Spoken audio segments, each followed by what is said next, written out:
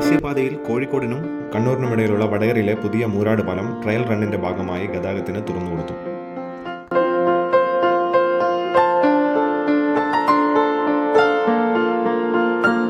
വെങ്ങളം മുതൽ അഴിയൂർ വരെ നീളുന്ന ദേശീയപാത റീച്ചിൽ നിന്നും വേറിട്ട് മൂരാട് പാലം പണി പ്രത്യേകമായി വേഗത്തിൽ ആരംഭിക്കണമെന്ന സംസ്ഥാന സർക്കാരിന്റെ ആവശ്യം കേന്ദ്രം അംഗീകരിച്ചതോടെ വടകരക്കാർക്ക് ആശ്വാസമായി.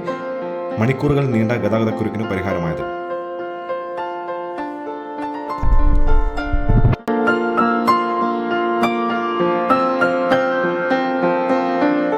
രണ്ട് വാഹനങ്ങൾക്ക് ഒരുമിച്ച് കടന്നുപോകാൻ കഴിയാത്ത വിധം വീതി കുറഞ്ഞ പാലമായിരുന്നു പഴയ പാലം.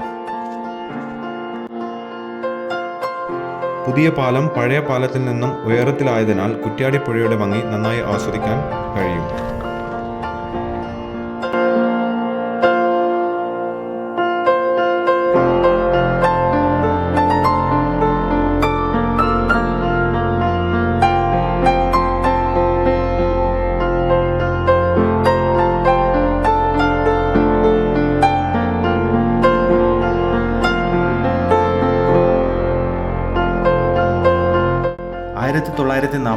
ബ്രിട്ടീഷുകാരാണ് പഴയ പാലം പണിതത്. ഇതിന് അന്ന് ചിലവ് വന്നത് 1,72,60 രൂപയാണ്.